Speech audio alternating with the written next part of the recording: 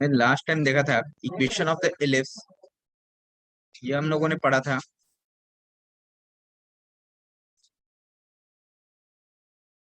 B square is equal to 1, A greater than B के format हम लोगों ने किया था। अगर आपके पास ऐसा हो जाए, X square upon A square Y square upon B square is equal to 1, A less than B, तो इसके लिए हमने आपको बताया है, यहाँ देखिए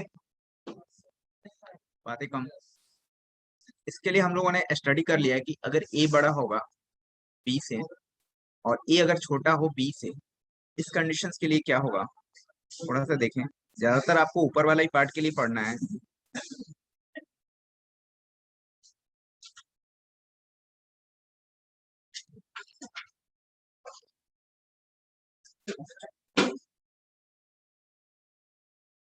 this is the X, this is the Y coordinate and origin. अगर आप इसको बनाएंगे तो आपके पास क्या बनेगा, ये ऐसा बनेगा।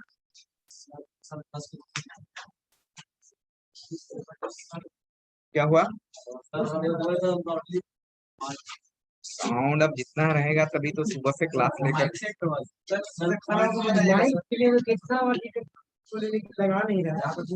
आप नोट करो, फिर मैं बताता हूँ, खड़ा होके बताऊंगा आप, ठीक है। ये इसके बारे में हम लोग तो देख चुके हैं। अगर मैं इसकी बात करूं तो ये क्या होगा, वाई के फॉर्मेट में होगा, वाई के तरफ, और एक्स में क्या होगा, छोटा होगा। ठीक है, ये बी कोऑर्डिनेट है। दैट मीन्स कि यहाँ की मैं बात करूं, ये पार्ट जो है ये क्या होगा, बी को दिखाएगा, और ये क्या होगा, ए को दिखाएगा। यानी बी इज ग्रेटर देन ए है इसके लिए। इस इलिप्स के लिए हमारे पास क्या है, बी बड़ा होगा और ये छोटा होगा। इसका वाई के तरफ ज्यादा रहेगा ऐसे।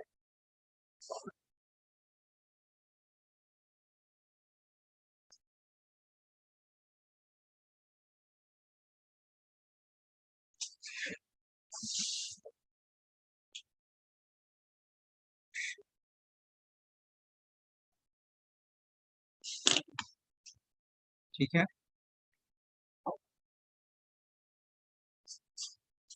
तो मैं आपको बता चुका हूँ, ज्यादा क्वेश्चन होंगे आपके पास रिलेटेड क्वेश्चन करते हैं। ये देखेंगे इसमें क्या होता है कि बी जो है, बी वाला पार्ट जो है सब बड़ा होता है। दैट मीन्स ये यहाँ से लेकर के पार्ट होगा, ये जो होगा यहाँ से लेकर ग्राफ जो होगा आपका पास ज्यादा बड़ा है। ठीक है, फोकस किधर होगा, चलिए फोकस की बात करोगे तो यहाँ होगा, यहाँ होगा फोकस। पहले ये F1 को दिखाएगा, और ये F2।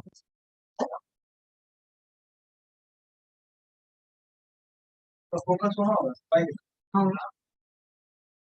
क्लासरूम में नहीं हो गया, यहाँ से वहां तक सुनाई नहीं दे रही है, कान खराब हो गया।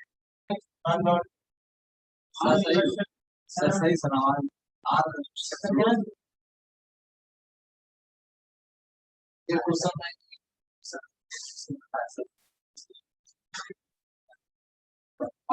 पहले वाला जो है ए से बड़ा होता है, बी ग्रेटर देन, पहले आपको एक बात क्या है। दूसरा जो दे रहे हैं क्वेश्चन नहीं है, vertical part square by A square plus Y square by B square equal to 1 है। थोड़ा मतलब कैसे होगा, ये जैसे जैसे बनाया है उसी तरह से ये है।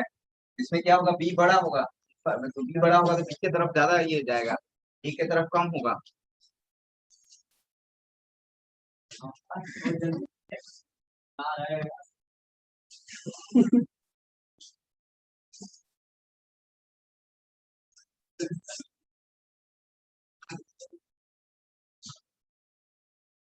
नोट हो गया।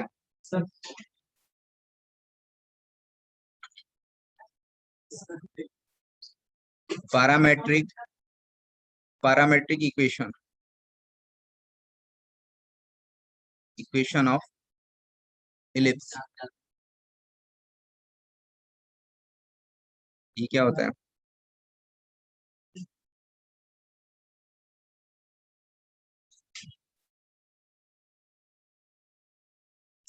This is X, this is Y, this is origin.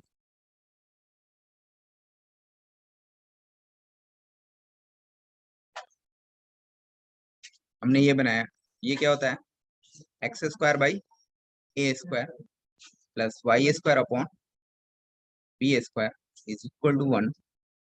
A is greater than P होगा तब। तो पैरामेट्रिक फॉर्मेट जो होता है, अगर हमारे पास पी कोई पॉइंट है, इसने क्या किया, यहाँ से एंगल बनाया theta, this is theta.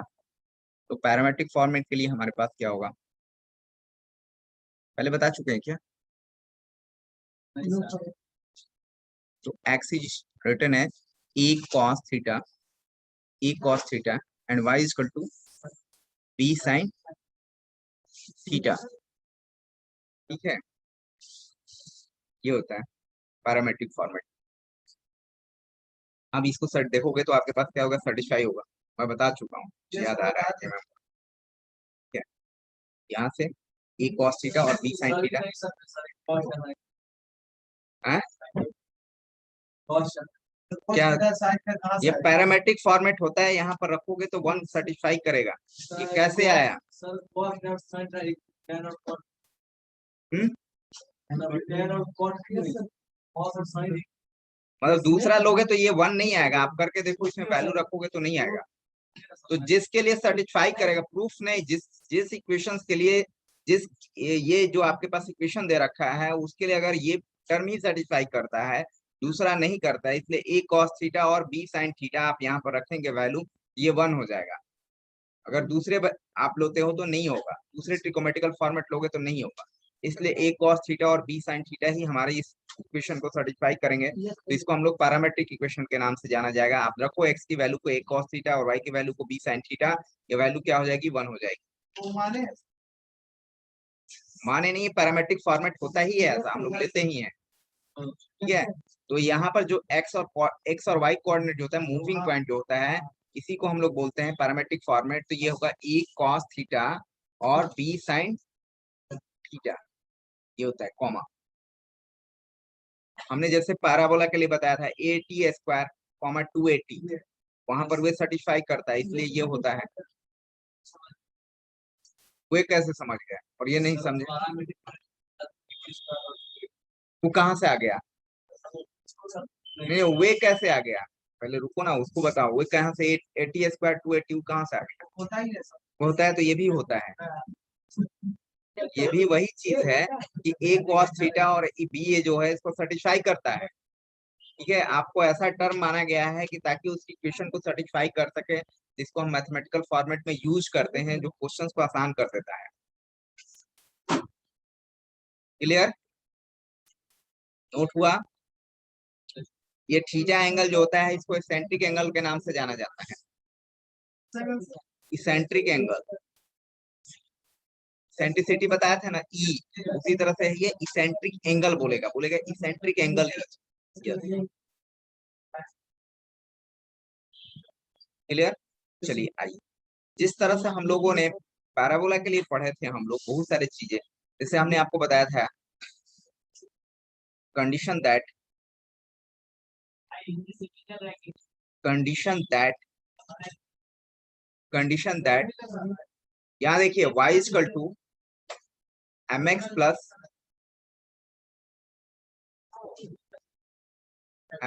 c। खिड़की को क्यों खोले हुए हो, एसी काम नहीं कर रहा है क्या? यहाँ नहीं काम कर रहा, उधर वाला।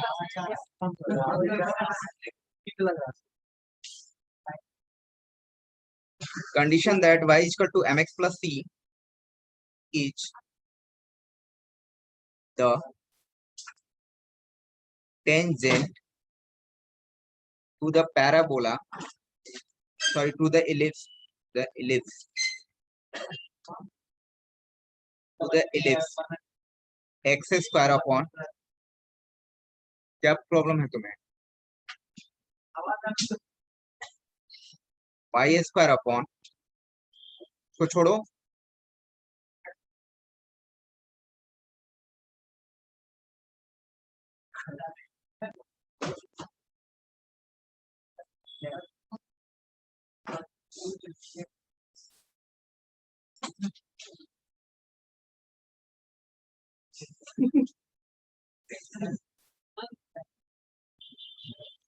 रहने दीजिए, खुल जा रहा है तो क्या दिक्कत है।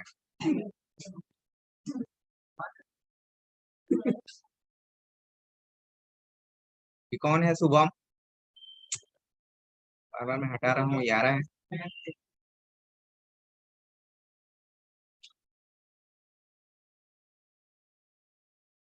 जिस तरह से हमने पैराबोला में हमने बताया था कि y equal to mx plus C is the tangent to the parabola. Permanently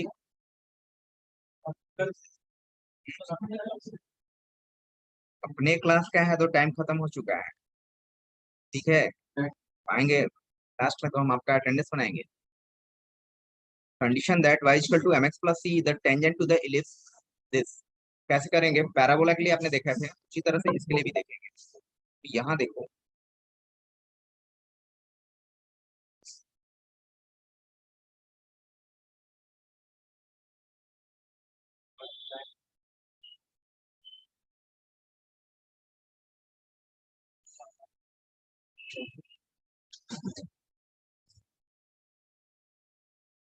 कोई हमने पैराबोला बनाया ये वाला पार्ट का, और इसमें बोल रहा है कि y equal to mx plus c क्या है, इसका टेंजेंट है। टेंजेंट है, ये आप टेंजेंट ले लीजिए।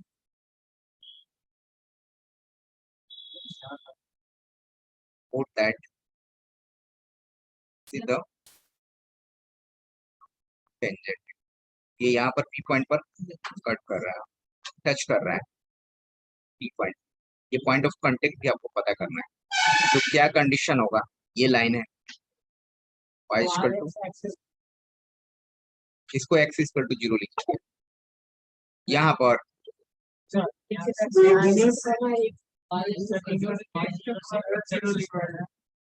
ये, ओ सॉरी,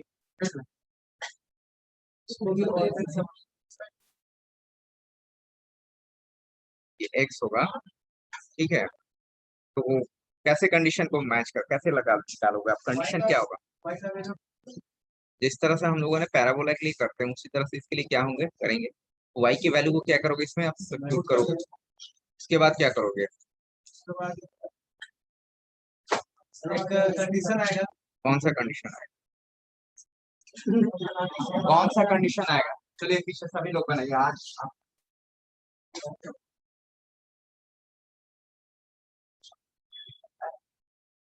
बताइए क्या होगा। बाईस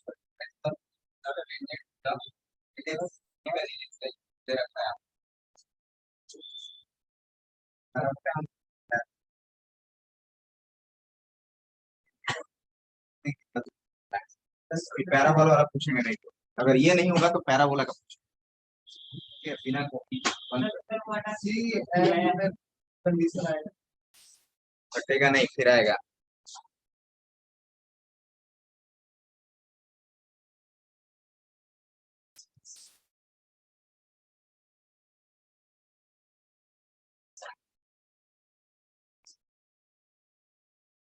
यस, चलिए।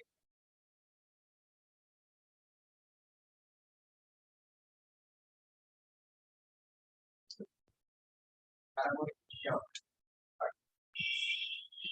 पैराबोला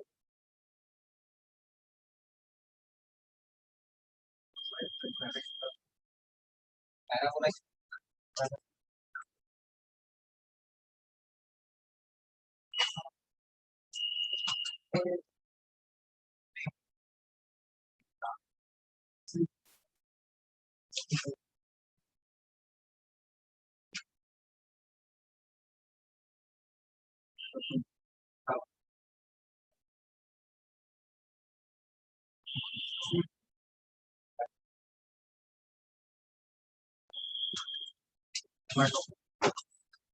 टॉपिक है, सही पढ़ाई करते हैं, कॉपी पलट रहे हैं। याद नहीं? को याद है? को याद है? देख कर कॉपी देखो अभी, कॉपी कहाँ देखो बताइए। y equal to M x plus c है, ये पैराबोला का ये आपका टेंजेंट होगा, क्या condition, y equal to 3x का पता है ना पैराबोला में क्या होता है, हम बताएं sir, C equal to A by M, equal to A by M, इतना बताया हुआ है, करवाया है, हमने सिखाया था, इस equal to A by M, A equal to M C, मतलब क्या होता है सी एम, चीफ मिनिस्टर,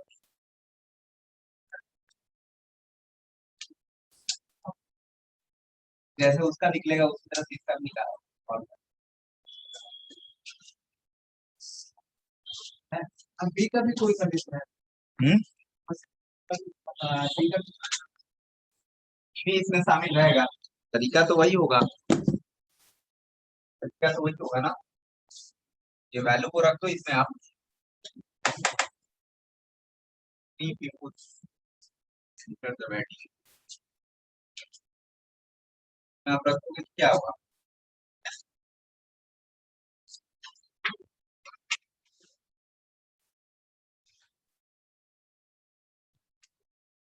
किसी का पेन नहीं चल रहा है, नोट करते हैं,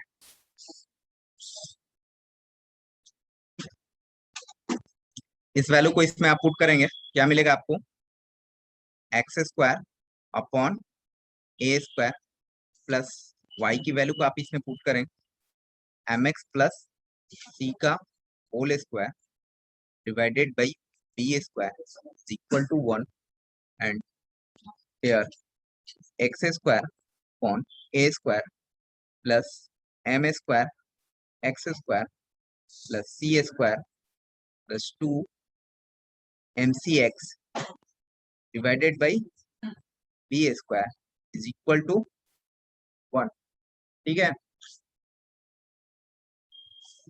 यहाँ तक नोट करिए। नाउ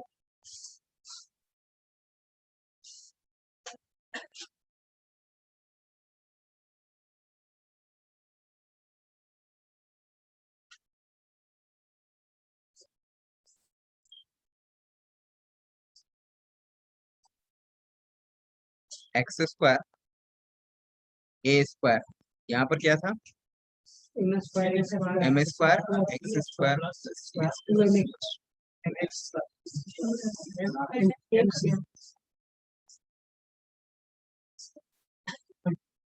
एलसीएम लीजिए, ये हो जाएगा x square b square,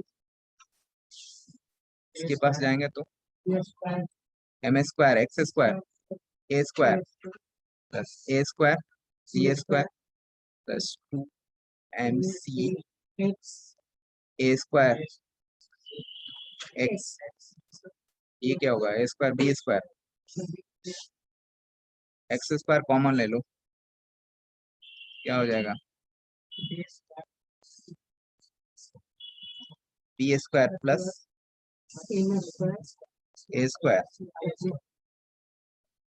plus इसको आप लिखें m C A square x plus a square c square minus a square b square is equal to 0, ये क्वाड्रेटिक में हुआ, the quadratic format, but quadratic format होगा तो दिस दो equation solve होंगे, इसके दो होंगे, बट कट कर क्या रहा है फिगर में, आप देखो एक ही पॉइंट पर कट कर रहा है, इसका मतलब ये हो कि दोनों रूट्स क्या होंगे, इक्वल होंगे, दोनों रूट्स इक्वल होने के कारण क्या हो जाएगा, डी इक्वल टू 0 करना पड़ेगा, तो डिस्क्रिमिनेंट निकालिए, इसका डिस्क्रिमिनेंट कैसे निकलता है, कैपिटल बी स्क्वायर मानो इक्वल टू 0, कैपिटल बी लाने का मतलब ए और बी की चर्चा होगी, ये क्या होगा, एक्स का कोफिशिएंट जो होगा वही होगा ना, एक्स का कोफिशिएंट, ये क्या काम करेगा, बी का काम करेगा, बी होगा, ठीक है, उसके बाद ए कौन सा होगा, 4ac, ये ए का काम करेगा पूरा, सी कौन सा होगा, टोटल सी हो जाएगा, सेट करो इसमें, लगाइए फार्मूला,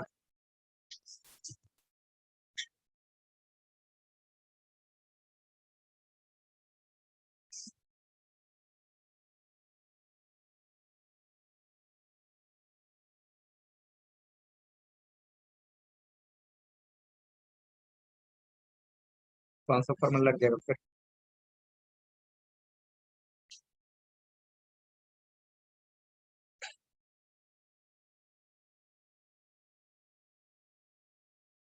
बी की वैल्यू कितनी हो जाएगी? 2mc² का होल स्क्वायर होगा क्या? और ए की वैल्यू हो जाएगी b² plus m² a² into सी का मतलब ये होगा a² c² माइनस a²b², ये होगा इज इक्वल टू 0 लिख सकते हैं।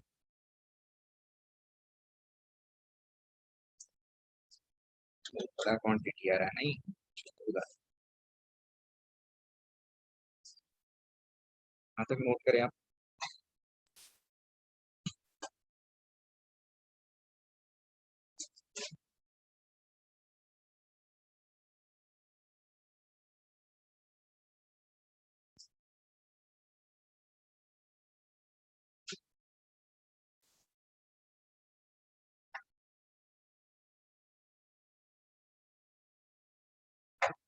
ठीक है,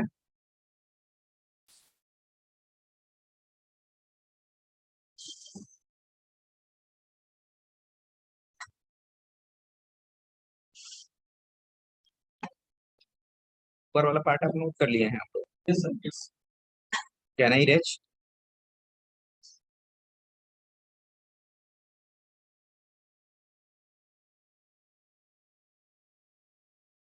यही करना चाहता हूँ, ये नोट हो गया ना?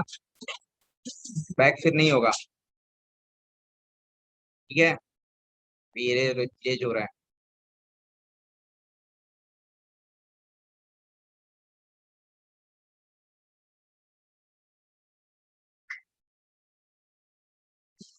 यहाँ देखते हैं, आप ये देखोगे कितना हो जाएगा?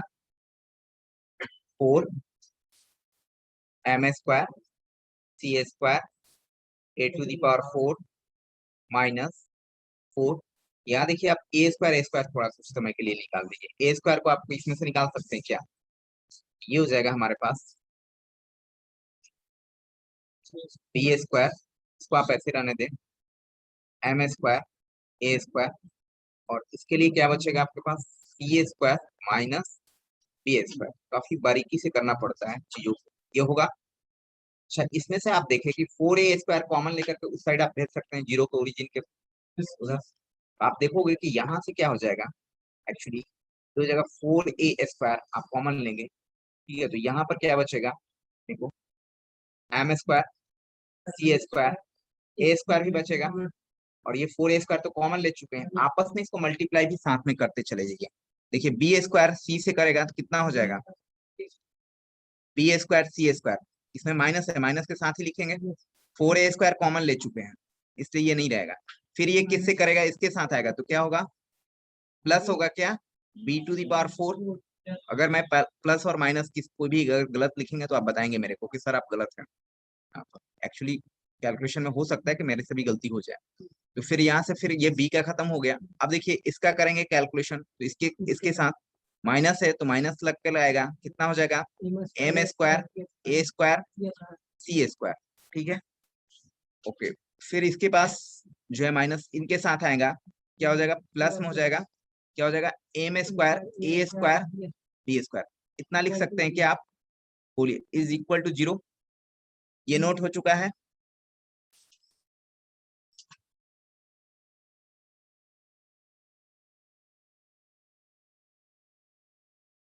अपने से कैलकुलेशन कीजिए, बड़े कुछ चीजों को मत देखिए कि इतना बड़ा है। मैथ सीखना है तो आपको ये सब चीजें करना पड़ेगा ना। अगर मैं 4a² की बात करूँ तो उस साइड चला जाएगा, क्योंकि ये उस साइड नहीं जाएगा। ए इज नॉट इक्वल टू 0, इससे करेंगे तो आपका ए क्या हो जाएगा? 0 हो जाएगा। जब ए 0 हो जाएगा तो फिर इलिप्स का कोई मतलब ही नहीं रह जाएगा, इलिप्स का अस्तित्व ही खत्म हो जाएगा। जब आप ए ही खत्म कर दे रहे हैं तो फिर इलिप्स बनाने की क्या? तो ये नहीं होगा, तो ये पार्ट ही ये उधर चला जाएगा, ये खत्म हो जाएगा। यहाँ से बचेगा आपके पास m² c² a² minus b² c² plus b⁴ minus, ये देखो कैंसिल होगा क्या? बोल भी नहीं रहे कोई, बोलना था ना कि सर कैंसिल भी हो रहा है। तो जो चीजें कैंसिल हो जाए, कट जाए, तो उसको क्या करेंगे, हटा देंगे। ये हटा दीजिए। ठीक है, ये भी खत्म हो जाएगा, उधर जाएगा तो जीरो हो जाएगा। बचा क्या अपने पास, -b² plus b4 plus m² a² is equal to 0। ये बचा ना। अब जो माइनस वाला पार्ट है ना, उसको एक साइड लेकर के चले, इसको आप सेंड कर दिए उस साइड। क्या हो जाएगा, तो b⁴ plus sir square a² b² c²। Sir yes बोलिए। सारे में से बी स्क्वायर कॉमन लेके उसको हटा नहीं सकते, मतलब उधर जीरो जीरो हो जाएगा, मतलब एक बी स्क्वायर। हाँ भाई कर लिए, लीजिए हटा दिए, लीजिए आपकी बात को खुश। दो दो लेकर के b² सारे में से कॉमन लेकर के हटा दिया। नेक्स्ट स्टेप में स्टेप बाय स्टेप मैं करना चाह रहा था। मैं चाहूँ तो एक ही स्टेप में कर दूं, बट आधे लोग को पार कर जाएगा वो क्वेश्चन। ठीक है, तो मैं चाह रहा था कि स्टेप बाय स्टेप करूं। तो यहाँ से 4 है तो यहाँ से 2 बचेगा। b² कैंसिल, b² कैंसिल हो जाएगा। बचा कितना, b² plus m² a² is equal to c²। यहाँ से आप देखो, ये जो c² इज इक्वल टू लिखा है ना, आप ऐसे लिख लीजिए इसको, m² a² plus b²। This is the required condition that, ठीक है, this is the required condition that y equal to mx plus c is the tangent to the ellipse x² upon a²। और इसको और अच्छे से लिखना चाहें तो आप ऐसे भी लिख सकते हैं, m² a² b² plus minus दोनों दे सकते हैं आप।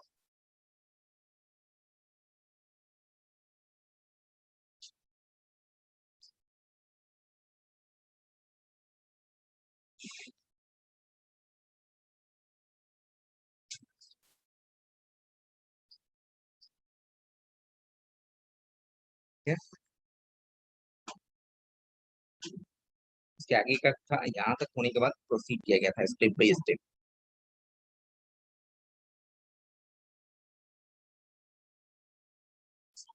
ये पार्ट कॉमन लेकर के उस साइड कर दिए तो फिर इसको कोई मतलब नहीं रह गया।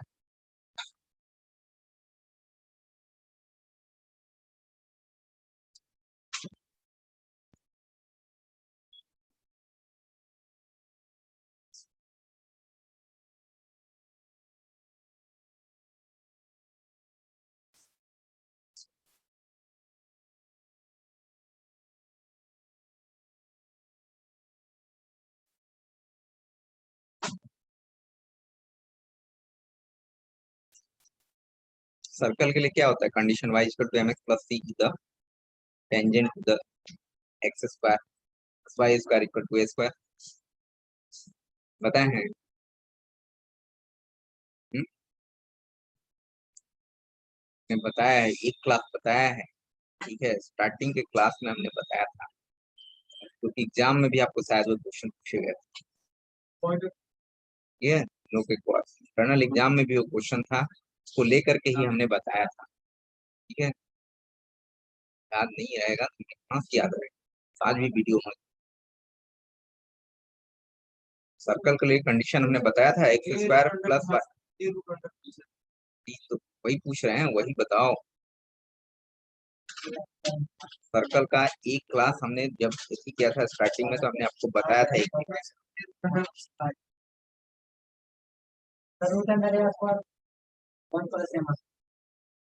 रूट अंडर a² तो नहीं हुआ, बाहर होगा। ठीक है, plus minus a√1 plus m² है, या c² इज इक्वल टू क्या होगा, a² 1 प्लस m²। दोनों सेम ही चीज। ठीक है, यहाँ तक क्लियर। अच्छा, नोट हो गया।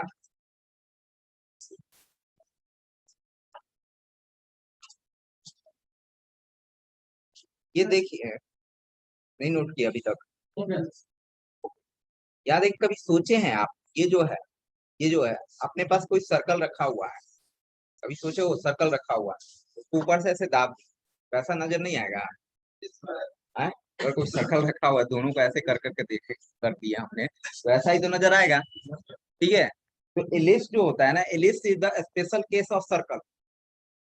ठीक है, अगर हमने इसमें ए और बी को बराबर कर दे, if a and b are equal, then क्या हो जाएगा, सर्कल हो जाएगा। ठीक है, तो कंडीशन भी सब कुछ मैच करना चाहिए। तो अगर हमारे पास y equal to M x plus c, m x plus c की बात करूं, तो ए और बी बराबर हो जाए, यानी कि बी के स्थान पर क्या हो जाएगा, ए हो जाएगा, तो ये सर्कल का कंडीशन आ जाएगा। देखिए सर्कल में भी यही लिखा हुआ है, अगर बी के जगह पर आप ए रख दीजिए तो वही आपके पास जो कॉपी में है वही मिलेगा। ठीक है, M square A square one plus a square मिलेगा, यानी कि बी और ए इक्वल हो जाए आपस में, तो ये क्या होगा, किसकी कंडीशन हो गई, सर्कल की कंडीशन। तो कभी आपसे ये पूछा जा सकता है, तो कि देखो ना भाई, सर्कल को कैसे तो ऊपर से दाबते हैं तो ये होता है, और अगर ये दोनों को आपस में बराबर करते हैं, दैट मीन्स बराबर कहने का मतलब ये हुआ कि आप ये जो हमारे पास दिया हुआ है, कोई भी ये दिया हुआ है, इसको हमने ए, यहाँ से ए है, यहाँ से भी उतना ही दूर पर यहाँ लेकर के और खींचे, ये सर्कल तो ही दिखेगा, सर्कल को ही तो आप दाब कर कैसे कर दिए हैं, अच्छी वाली बात है, फैक्ट है। ठीक है, या इसी को आप ऐसे कर करके बराबर कर दें तो भी हो जाएगा, ये है ना। ठीक है, तो सारा कुछ उसके लिए फैक्ट होगा, तो इसके लिए भी होना चाहिए।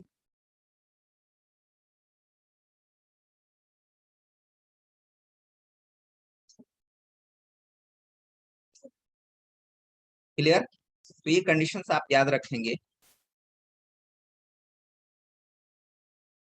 सर्कल के लिए भी बता चुके हैं। This is the condition that required condition now. Sir ji बोलिए। सर इसमें भी तो पॉइंट ऑफ कांटेक्ट उसी तरह से निकल जाएगा जैसे हमने पाराबोला में निकाला था। बिल्कुल लिख लेगा, निकालिए, चलिए निकालिए, ओके निकाल के बताइए। चलिए 2 मिनट मैंने दिया सबको, पॉइंट ऑफ कांटेक्ट बताइए जी। जैसे पैराबोला के लिए पॉइंट ऑफ कांटेक्ट था ना, उसी तरह से आप मेरे को ये पॉइंट ऑफ कांटेक्ट पता करना है, this is the point of contact, क्या होगा। सर, एक बार क्वाड्रेटिक इक्वेशन का दिखाइएगा।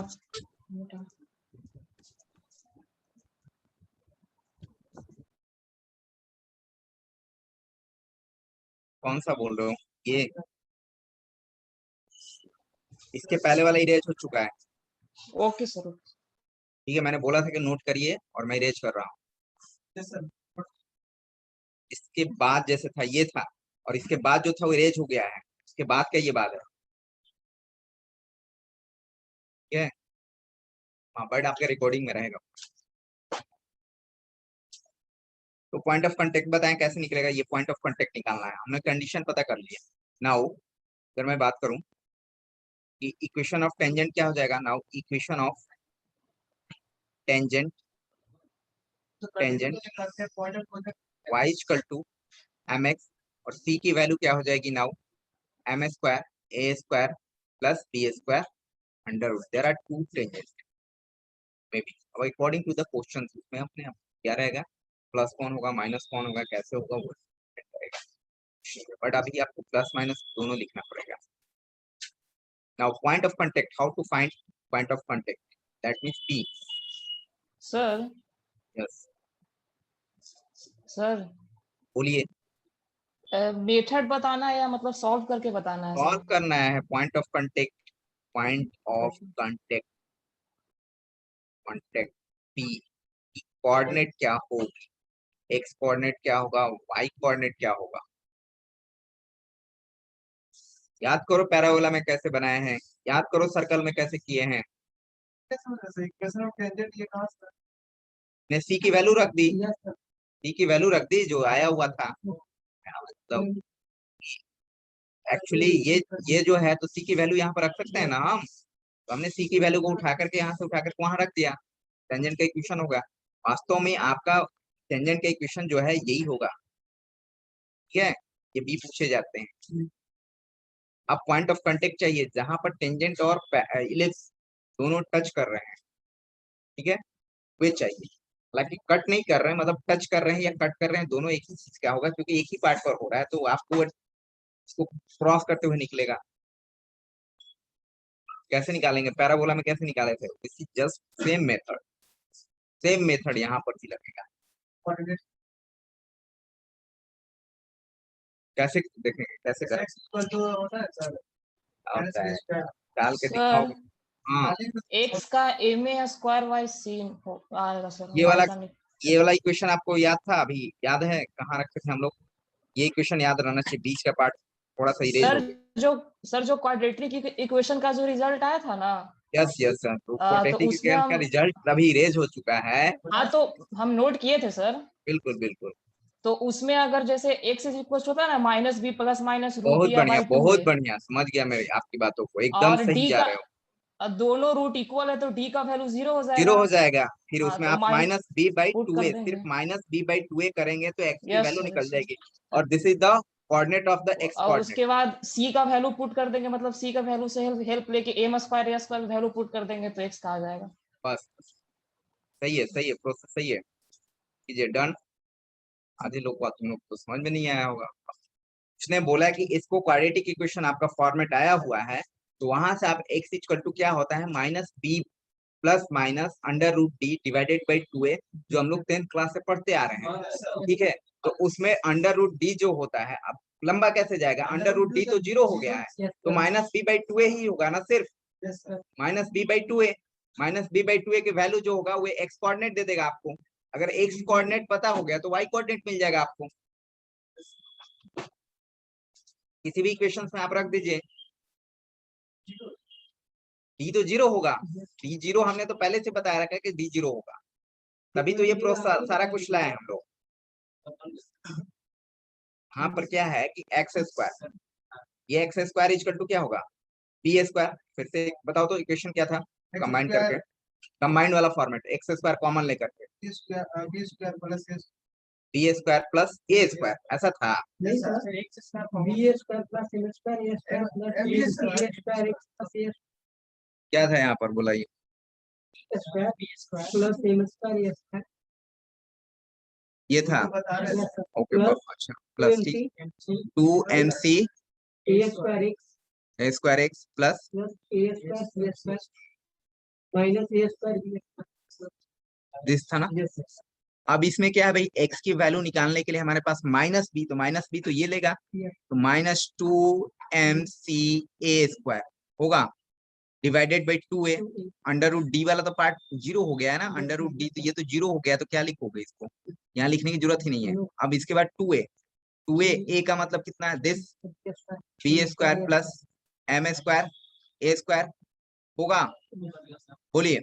नाउ यहाँ से टू कैंसिल हो गया, यहाँ आप देखो एम सी ए square b square plus M square ए स्क्वायर। अच्छा, इस पार्ट को क्या लिख सकते हो आप, नीचे वाले पार्ट को सी सर, सी सी स्क्वायर लिख सकते हैं, तो एक सी से सी कैंसिल हो गया, बच गया क्या, एम ए स्क्वायर सी।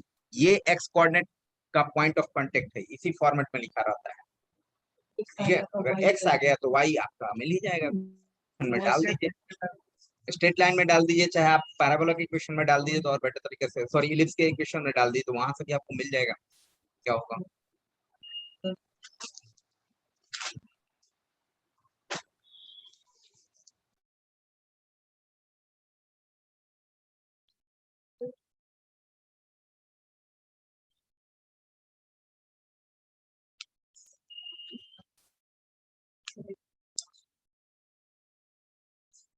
यही पॉइंट ऑफ कांटेक्ट आपका सर्कल में भी होता है, क्योंकि सर्कल और इलिप्स जो है सेम टाइप का चीज है। तो इलिप्स को ऐसे कर दो, चारों तरफ से बराबर कर दो, हो जाएगा। इधर वाला आप खाली इसको तो ऐसे कर दिए ना, दाब करके,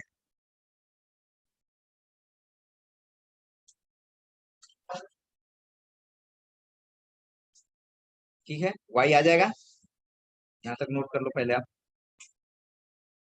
हर पर स्टडी कीजिए, एक बार दो बार तीन बार को देखिए, अपने से खुद से बनाइए।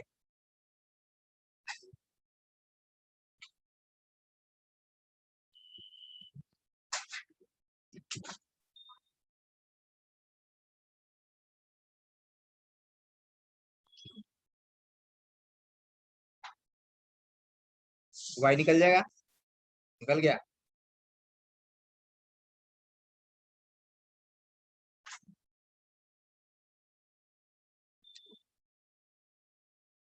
ये पॉइंट ऑफ कांटेक्ट में हमारे पास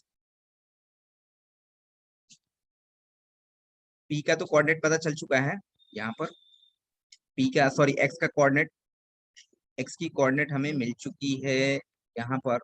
y कोऑर्डिनेट निकालो, थोड़ा फास्ट नोट करो, देख करके नोट करते रहते हैं पूरा का पूरा कैलकुलेशन थोड़ा सा। ये क्या है, minus m a square by C. y कैसे फाइंड आउट करेंगे, तो आपके पास दो ऑप्शन है भाई कि x square by a square plus Y square, ये इसमें रख दें या आप इसमें भी रख सकते हो, दोनों से वही आएगा, ठीक है।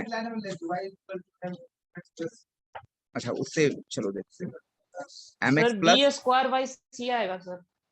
हाँ ठीक है, इसमें रख देते हैं, x की वैल्यू को हमने यहाँ रख दिया, तो ये क्या होगा, minus m a square by c. पहले से m है इनके पास, ये c होगा, सिंपल सा बात है। ये क्या हो जाएगा, minus m square a square plus C square divided by C square की वैल्यू को आप फिर से रख दीजिए, क्या होगा, सी स्क्वायर की वैल्यू क्या हो जाएगी, माइनस एम एम स्क्वायर ए स्क्वायर ए square square plus B square m square ए square plus B square b ना, स्क्वायर डिवाइडेड बाई सी। ये से कैंसिल हो गया, बचा क्या, b b square square by. By c final c. आप चाहें तो इसमें भी रखेंगे तो भी आएगा, ठीक है। मैथमेटिक्स एक ऐसा चीज है कि कई एक तरीके से बनते हैं और सारा का रिजल्ट एक ही जगह पहुंचे, और आपको सब कुछ आना चाहिए, मजा आएगा कि हम इससे भी ऐसे भी कर सकते हैं, ऐसे भी कर सकते हैं, ऐसे भी कर सकते हैं, और सब रिजल्ट हम एक ही ला सकते हैं।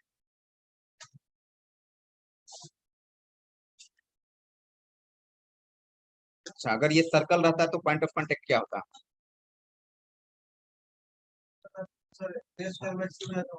यहाँ यही रहता है x का कोऑर्डिनेट, बट यहाँ पर a स्क्वायर बाई सी हो जाता है। बहुत बढ़िया, ऐसे ही पकड़ना है, इसी तरह से पकड़ना है। जब कंक्लूड करके आप पढ़ेंगे, स्टडी करेंगे, तो एक याद रहेगा तो दूसरा अपने आप याद रहेगा। तो ऐसा नहीं कि सर्कल का भी याद रखना है, इसको भी याद रखना है, इसको याद रखेंगे तो सर्कल भी याद हो जाएगा।